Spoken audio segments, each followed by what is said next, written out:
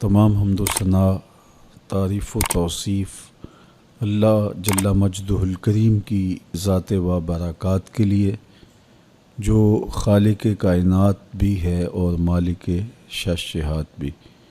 अल्लाह जल्ला व अला की हम्द व सना के बाद रसूल रहमत, शफ़ी मुअज़्ज़म, नबी मुहतशम, हुज़ूर ख़त्मुल मरतबत सल्लल्लाहु अलैहि व आलिहि वसल्लम के हुज़ूर नाज़ में अपनी अक़ीदतों, इरादतों और मोहब्बतों का खिराज पेश करने के बाद वाजिबुल एहतराम ज़विल एहतशाम आली मरतबत नाज़रीन व नाज़रात, अस्सलामु अलैकुम व रहमतुल्लाहि व बरकातुहू। माह सियाम रमज़ानुल मुबारक अपनी तमाम तवानाइयों, रूहानी बरकतों और रहमतों को दामन में लिए जलवागर हुआ। ये वो मुबारक महीना है जिसके बारे में इरशाद फरमाया गया कि अगर मेरी उम्मत को पता चल जाए कि माह सियाम रमज़ानुल मुबारक है क्या, तो वो आरज़ू करे कि पूरा साल ही रमज़ान हो। अल्लाह ताला जल्ला शानुहु की रहमतें जिस फरावानी के साथ इस महीने में बरसती हैं, वो किसी और दूसरे महीने का मक़सूम नहीं है। जन्नत के 8 दरवाज़े खोल दिए जाते हैं, जहन्नुम के दरवाज़े बंद कर दिए जाते हैं, और फरमाया कि माह सियाम में शयातीन जकड़ दिए जाते हैं। अल्लाह की रहमतों और करम नवाजियों की लूट से लग जाती है। एक फ़र्ज़ अदा करने से 70 फ़र्ज़ों का सवाब नसीब होता है, और एक नफ़ल की अदायगी पर एक फ़र्ज़ का सवाब अता किया जाता है। और ये ख़ास इनायत और रियायत सिर्फ़ इसी माह मुबारक में होती है। इसलिए अहले ईमान इस मुबारक महीने में कसरत के साथ इबादत करते हैं, सदका व खैरात करते हैं, कुरान मजीद की तिलावत मामूल से ज़्यादा करके नवाफिल की अदायगी से अपने रब की रज़ा जोई के लिए कोशां होते हैं। माह सियाम रमज़ानुल मुबारक की आज बाबरकत शब है, जिसके दामन में उतरते हुए अनवार, रोशनियाँ और उजाले समेटने के लिए आज अहले ईमान ने सलातु तरावी अदा की।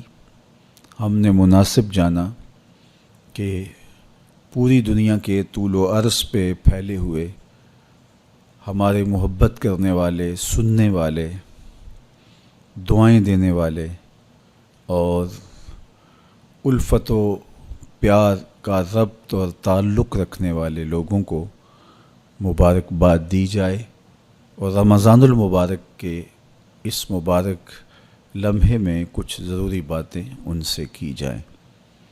इस मकसद के लिए आज आपके सामने हाज़िर होने का मौका और शरफ़ नसीब हुआ। मैं आप सब लोगों के लिए बारगाह इज़्ज़ती में दुआगो हूँ कि वो आपको इस माह मुबीन की, माह मुबारक की, माह रहमत की पूरी पूरी बरकतें नसीब फरमाए।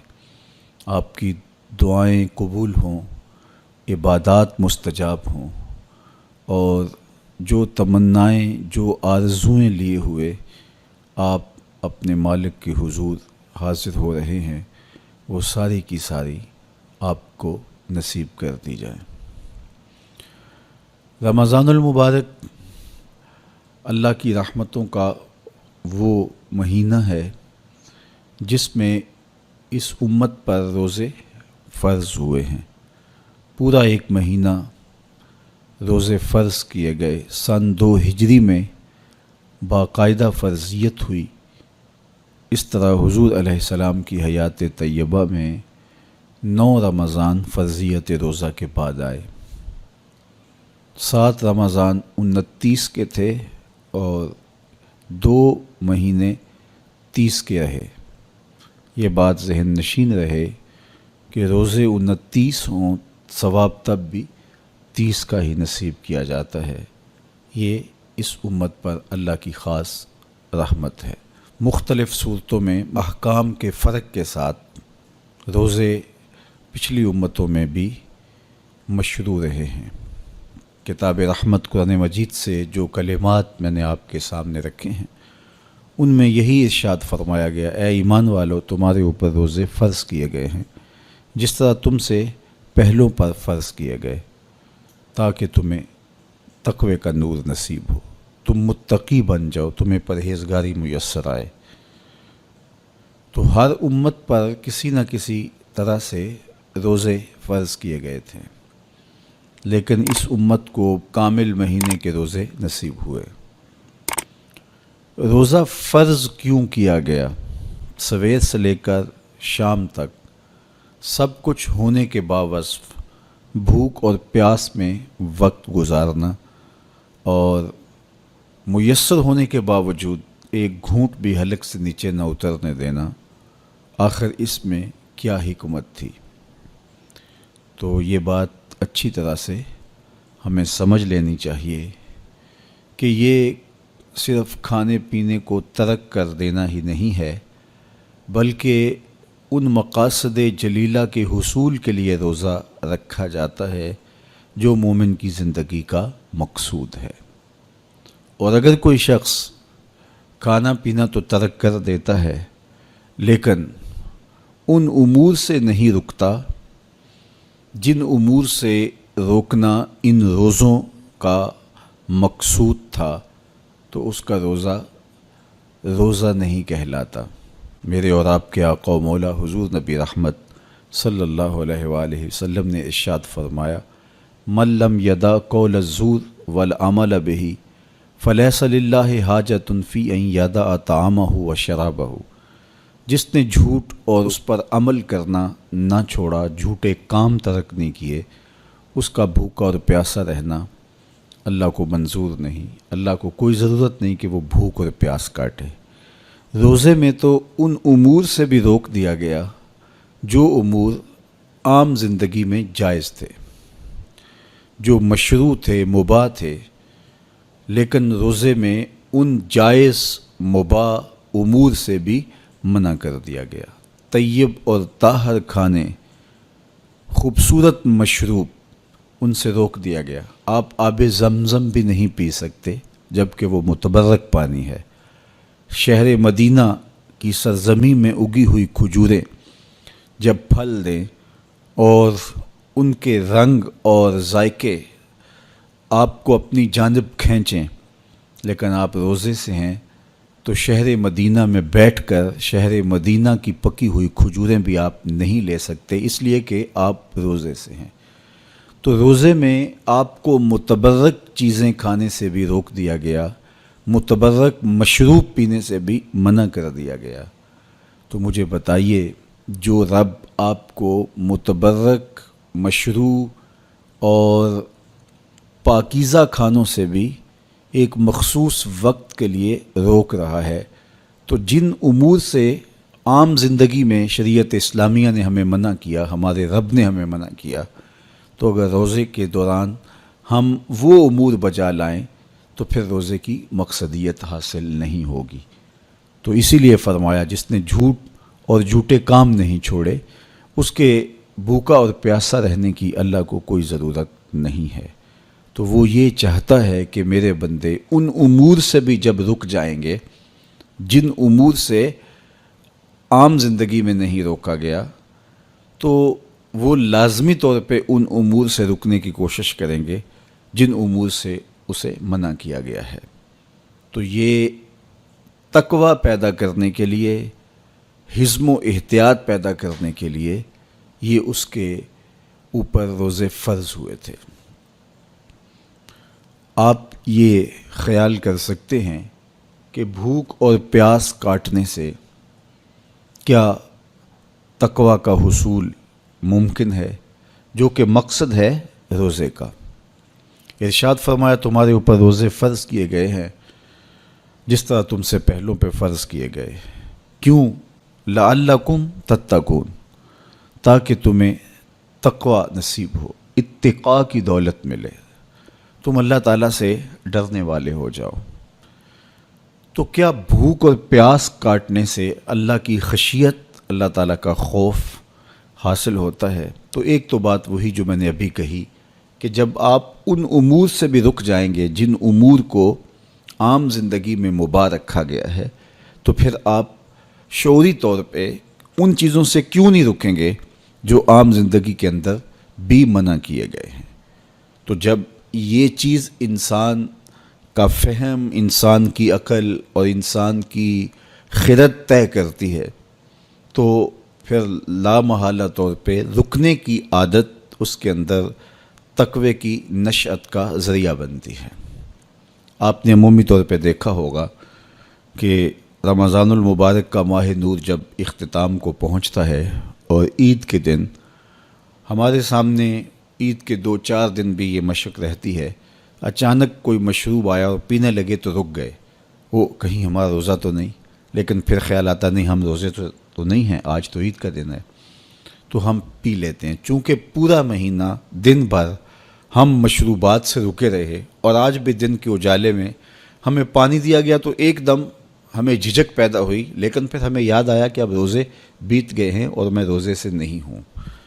تو جو چیز جائز اور مشروع تھی اس میں ایک وقت کے لیے اس چیز سے بھی ہم رکے تو ہماری طبیعت کے اندر یہ ملکہ پیدا ہو گیا کہ ہم اس سے رکنے کا مزاج پیدا کر لیتے ہیں۔ تو اگر ہم ان امور سے رک جاتے ہیں جن کو شریعت اسلامیہ نے منع کیا ہوا ہے، تو پھر دوبارہ جب اس کو کرنے لگتے ہیں تو پھر ہمارا ہاتھ بھی رکے گا اور پھر ہم مستقل اپنے ہاتھ کو روک سکتے ہیں کہ ہاں میاں یہ روزے میں بھی چیزیں منع تھیں اور روزے کے بعد بھی یہ چیزیں ہمارے اوپر منع ہیں۔ تو ایک ملکہ پیدا ہو جائے گا ان امور منہیات سے رکنے کا، ان سے باز رہنے کا۔ تو گویا یہی تقوی ہے کہ جو اللہ جل شانہ نے ہمارے اوپر حرام کیا ہے اس سے ہم رک جائیں، جس کام کے کرنے کا حکم دیا ہے اس کام کو ہم بجا لائیں۔ کسی نے تقوی کی یہ تعریف کی اور کتنی خوبصورت تعریف کی کہ جہاں تمہارا رب تمہیں دیکھنا چاہتا ہے تم وہاں پائے جاؤ، اور جہاں تمہارا رب تمہیں نہیں دیکھنا چاہتا وہاں تم نہ پائے جاؤ، تو یہ تقوی ہے۔ تو اس لیے روزے کا مزاج ہمیں تقوی دیتا ہے۔ اور دوسری بات، بھوک اور پیاس کے مسلسل گوارا کرنے سے انسان کی خواہشات دبتی ہیں اور نفس امارہ کمزور ہوتا ہے۔ ہمارے 2 دشمن ہیں جو ہمیں جادہ مستقیم سے بھٹکانے کے لیے دن رات کوشاں ہیں، ایک نفس اور دوسرا شیطان۔ شیطان ہمیں راہ حق سے بہکانے میں لگا رہتا ہے، لیکن شیطان جب خود شیطان بنا تو اس وقت کوئی دوسرا شیطان نہیں تھا جس نے اس کو شیطان بنایا، بلکہ وہ نفس تھا جس نے شیطان کو شیطان بنایا۔ اس نے سر اٹھا کے کہا انا خیر منہ، میں بہتر ہوں، خلقتنی من نار و خلقتہ من طین، مالک تو نے اس کو مٹی سے بنایا اور مجھے آگ سے بنایا، آگ افضل ہے، مٹی مفضول ہے، افضل مفضول کو کیسے سجدہ کرے؟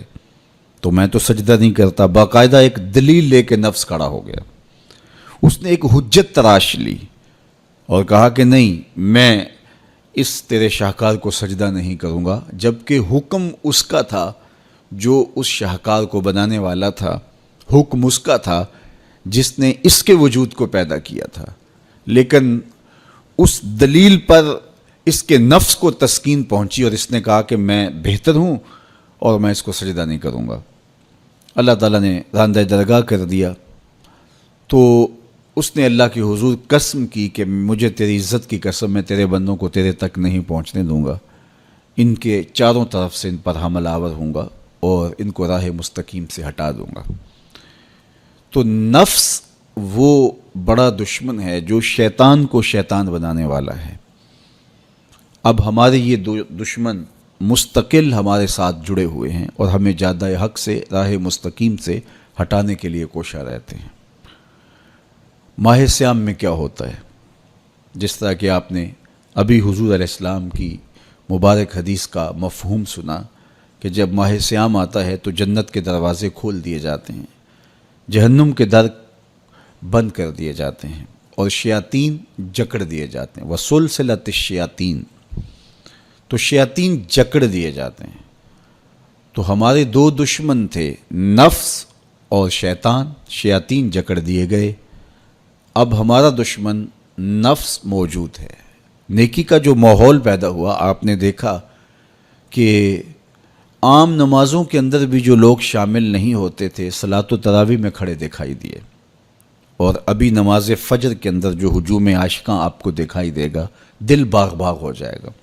اس طرح پانچوں نمازوں میں نیکی کا ماحول پیدا ہو جانا، صدقہ و خیرات کا ماحول پیدا ہو جانا، طبیعتوں میں رفق اور نرمی کا آ جانا، اور بہت ساری چیزیں ہیں جو ماہ صیام کی برکت سے ہمارے اندر پیدا ہوتی ہیں۔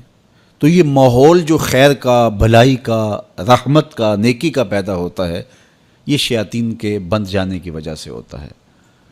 اور اس کے باوجود بھی بہت برائیاں موجود ہیں۔ ماہ صیام کے اندر گراں فروشی ہے، ذخیرہ اندوزی ہے، کم تولا جا رہا ہے، رشوت کا بازار گرم ہے، بہت سارے ایسے معاملات ہیں جو اسی طرح ہو رہے ہیں۔ تو جب شیطان بند گیا تو یہ کیوں ہو رہے ہیں؟ نفس موجود ہے۔ تو نیکی کا ماحول پیدا ہو جانا یہ شیطان کے بند جانے کی وجہ سے ہے، اور گناہ کا پھر بھی مسلسل موجود رہنا یہ نفس کے موجود ہونے کی وجہ سے ہے۔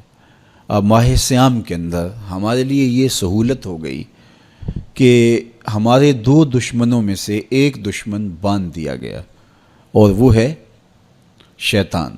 اب ہمارا مقابلہ صرف ایک دشمن سے ہے، اور وہ ہے نفس۔ اگر نفس کا ہم مقابلہ کر لیں گے تو شیطان چھٹ کے بھی ہمارا کچھ نہیں بگاڑ سکتا، اس لیے کہ وہ مؤثر ہوتا ہے نفس کے ساتھ مل کے۔ اندر کا بھیتی جب تک نہ ملا ہو تو باہر سے آ کر حملہ آور کچھ نہیں کر سکتا۔ تو جب تک اندر کے غدار، اندر کے ملے ہوئے شخص قوموں کو برباد نہ کریں تو قومیں برباد نہیں ہوتی، قومیں اپنے پاؤں پہ کھڑی رہتی ہیں۔ ہم نے تاریخ عالم کا مطالعہ کیا ہے، یہ چیز ہمیں ملتی ہے کہ قوموں کی زندگی میں جو اندر کے ملے ہوئے غدار لوگ ہیں، انہوں نے تباہی اور بربادی اور نقصان اور تکلیفیں کھڑی کی، اور اگر وہ اندر سے موجود نہ ہو تو باہر کے دشمن اس قدر نقصان نہیں دے سکتے۔ تو یہ نفس اندر کا دشمن ہے، اندر بیٹھا ہوا چھپا ہوا دشمن ہے، اور شیطان باہر سے آ کے حملہ آور ہوتا ہے۔ ماہ صیام میں اللہ نے ہمارے لیے یہ آسانی پیدا کر دی کہ ایک دشمن باندھ دیا، اب دوسرا دشمن صرف نفس موجود ہے۔ اب اس کو جب ہم قابو کر لیں گے تو شیطان چھٹ کے بھی کچھ نہیں کر سکے گا، ورنہ وہ تو پیچ و تاب کھا رہا ہے کہ یہ جو تم مسجدوں میں جا رہے ہو، یہ ماحول نیکی کا پیدا ہوا ہے، اس کو تو ایک آنکھ نہیں بھاتا۔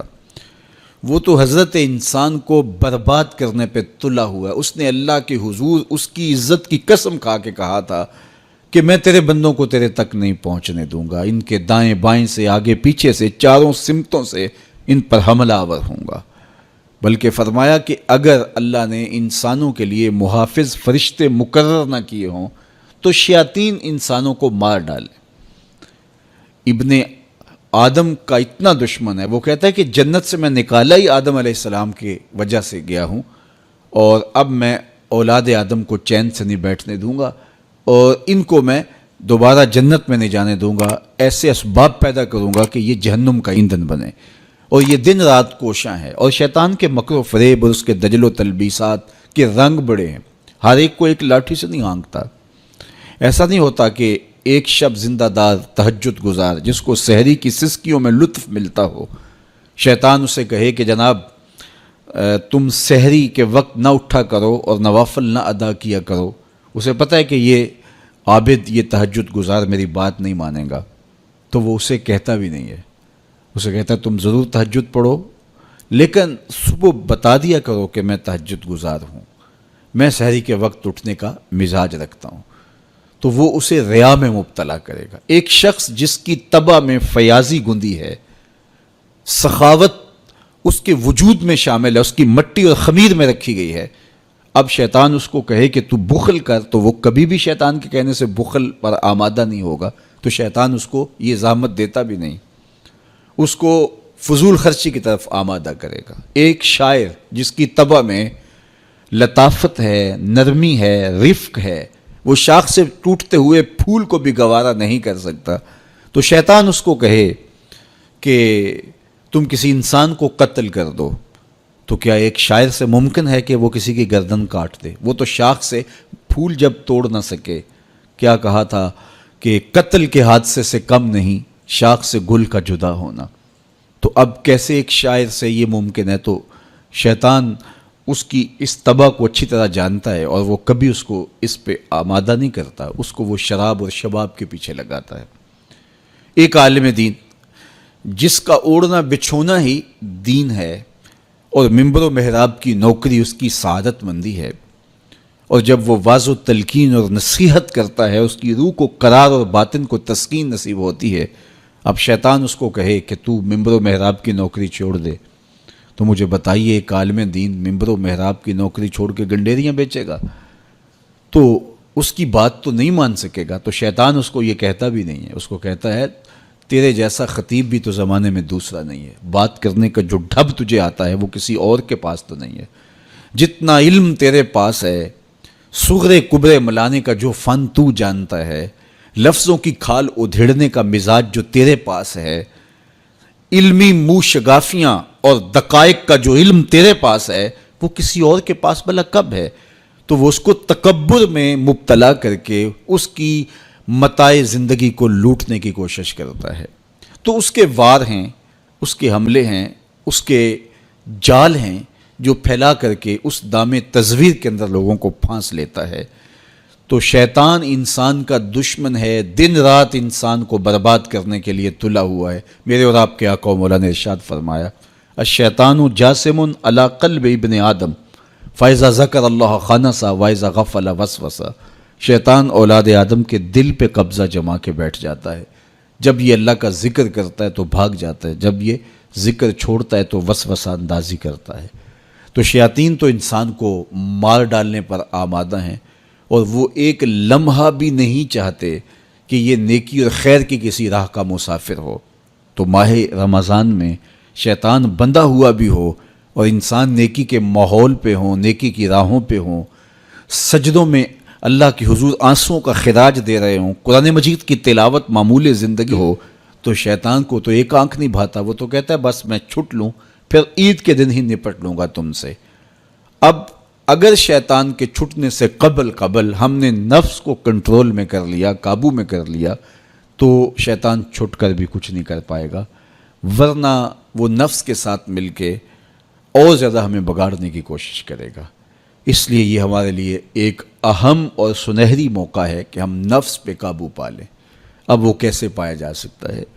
روزہ نفس کو کنٹرول کرنے کا ایک مؤثر ذریعہ ہے، خود روزہ نفس کو، نفس امارہ کو قابو کرنے کا ذریعہ ہے، اس لیے کہ نفس 3 چیزوں سے کمزور ہوتا ہے۔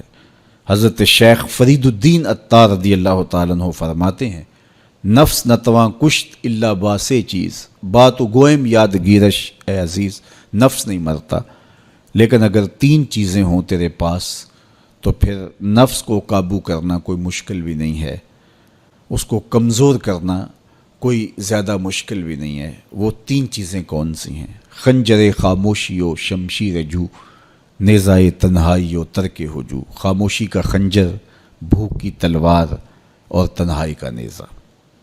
یہ 3 چیزیں نفس کی کمزوری کا سبب اور ذریعہ ہیں۔ اب روزہ ان 3 چیزوں کو پیدا کرتا ہے۔ بھوک اور پیاس کے ذریعے سے نفس کمزور ہوتا ہے، تو روزہ بھوک اور پیاس ہے۔ اور میرے اور آپ کے آقا و مولا نے ارشاد فرمایا یا معاشر الشباب من استطاع منکم الباءۃ فلیتزوج فإنہ اغض للبصر واحسن للفرج فمن لم یستطع فعلیہ بالصوم فإنہ لہ وجاء۔ اے جوانوں کے گروہ، تم میں سے اگر کوئی نکاح کرنے کی طاقت رکھتا ہے تو دیر نہ کرے، فوری نکاح کر لے، اس لیے کہ یہ نظر اور پاکیزگی کا محافظ ہے، اور اگر کوئی نکاح کرنے کی فی الحال پوزیشن میں نہیں ہے تو وہ کثرت کے ساتھ روزے رکھے، اس لیے کہ روزے قاطع شہوات ہیں، تو بھوک خواہشات کو کمزور کرتی ہے۔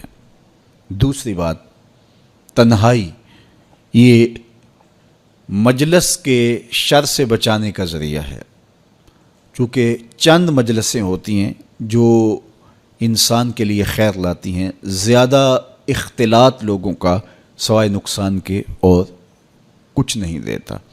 اس لیے العافیت فی العزلہ فرمایا گیا کہ عافیت تنہائی میں ہے۔ ہمارے مشائخ فرماتے ہیں کہ سالک کے لیے سب سے بہتر جگہ اللہ کا پاکیزہ گھر مسجد ہے، یا پھر کامل شیخ کی صحبت ہے، یا پھر تنہائی۔ چوتھی جگہ سوائے ہلاکت کے اور کچھ نہیں ہے۔ اچھے لوگوں کی صحبت یقیناً اچھائی کا رنگ دیتی ہے، اور مسجد کی حاضری، مسجد کے اندر وقت کا گزارنا یقیناً باطن کے سنوارنے کا سبب ہے، نہیں تو پھر تنہائی ہی بہتر ہے۔ اور بری مجلس سے، برے جلیس سے، برے ساتھی سے تنہائی ایک بہت بڑی دولت ہے۔ تو رمضان المبارک کے مہینے کے اندر ہم عبادات کی وجہ سے بہت سارے معاملات سے کٹ جاتے ہیں اور ہمیں تنہائی میسر آتی ہے۔ اور تیسری چیز فرمایا خاموشی کا خنجر۔ تو خاموشی میں جو فوائد رکھے گئے ہیں وہ کہیں اور نہیں رکھے گئے، اور عمومی طور پہ ہماری زندگی کے زیادہ تر گناہ ہماری زبان کی وجہ سے ہیں۔ غیبت زبان کی وجہ سے ہوتی ہے، جھوٹ زبان کی وجہ سے ہوتا ہے، بہتان زبان کی وجہ سے ہے، سب و شتم زبان کی وجہ سے ہے۔ سب سے زیادہ گناہ انسان کی زندگی میں، نامہ اعمال میں، اس کی زبان کی وجہ سے درج ہوتے ہیں۔ میرے اور آپ کے آقا و مولا نے فرمایا تھا، جو تمہارے دو جبڑوں کے درمیان، یعنی تمہاری زبان اور تمہاری پارسائی کی جگہ، ان دو چیزوں کی تم مجھے ضمانت دے دو، میں تمہیں جنت کی ضمانت دے دیتا ہوں۔ تو رمضان المبارک کے اندر ہم روزے کی وجہ سے اور دینی مصروفیات کی وجہ سے اپنی زبان کو بھی کنٹرول کر پاتے ہیں۔ فرمایا کہ اگر تم سے کوئی شخص الجھے، تم سے کوئی لڑے، کوئی بحث کرنا چاہے، تو تم کہو انی صائمٌ، میں تو روزہ دار ہوں، تو یہ کہہ کے آپ اپنی جان چھڑا سکتے ہیں۔ تو یہ وہ تین چیزیں ہیں جو نفس کو کمزور کرتی ہیں۔ رمضان المبارک کے اندر ہمیں اس کے لیے عملی کوشش کرنی چاہیے۔ ہر سال رمضان المبارک آتا ہے اور گزر جاتا ہے، اور ہم جہاں ہوں وہیں کے وہیں کھڑے رہتے ہیں، یا دو قدم پیچھے سرک جاتے ہیں۔ تو ہمیں سوچنا چاہیے زندگی بار بار نہیں ملتی، یہ اللہ کی نعمت ہے، یہ اللہ کی کرم نوازی ہے۔ تو زندگی کے جس مرحلے پہ بھی ہیں، بچپن ہے، لڑکپن ہے، جوانی ہے، بڑھاپا ہے، سن کہولت ہے، جہاں بھی کھڑے ہیں، آپ دیکھیں کہ گزرے ہوئے کل سے آنے والا کل بہتر نہیں ہے، تو آپ ہلاکت کی طرف سفر کر رہے ہیں۔ اور اگر آپ کے گزرنے والے دن سے آنے والا دن بہتر ہے تو یہ آپ کے لیے رحمت و راحت کا ذریعہ ہے۔ تو اس لیے میں اور آپ دیکھیں کہ ہم رمضان المبارک سے کیا یہ مطلوبہ فوائد حاصل کر سکتے ہیں، کر رہے ہیں یا نہیں۔ تو ہم اپنا جائزہ لیں۔ ابھی پورا مہینہ ہمارے پاس پڑا ہوا ہے، ہم عزم کریں کہ ہم اپنی زبان کو کنٹرول کریں گے، ہم بری مجلس میں نہیں بیٹھیں گے، ہم اپنی آنکھوں پر حیا کے پہرے بٹھائیں گے، اپنے خیالات کو قابو میں رکھنے کی کوشش کریں گے۔ بھوک اور پیاس سے نفس امارہ کی خواہشات کم ہوں گی، اور شیطان کے بننے کی وجہ سے گناہ کے امکانات کم ہو جائیں گے، نیکی کے ماحول پیدا ہو جانے کی وجہ سے اچھائیوں کے راستے ملیں گے۔ تو ہم اس ماہ رمضان المبارک کو اس طرح سے گزاریں کہ ہم ایک نئی تازہ اور خوبصورت زندگی لے کے ماہ رمضان کے بعد جو ہے وہ اپنے آپ کو خیر کی راہوں پہ محسوس کریں۔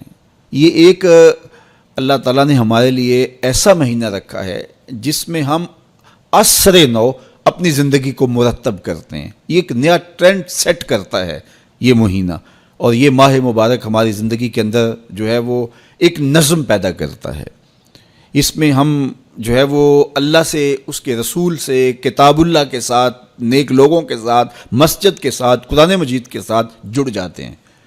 اور اگر ہم اس کے اندر پورا خلوص اور پوری للہیت کو شامل کر کے اپنے آپ کو سنوارنے کے پورے عزم کے ساتھ اللہ سے توفیقات مانگتے رہیں گے تو پھر ہم اس سانچے سے ایک ستھرے، پاکیزہ اور خوبصورت انسان بن کے نکلیں گے۔ تو اس لیے ہمیں چاہیے کہ یہ مبارک مہینہ جو اللہ نے ہمیں نصیب کیا، اس مہینے کو اچھے طریقے سے ہم گزاریں۔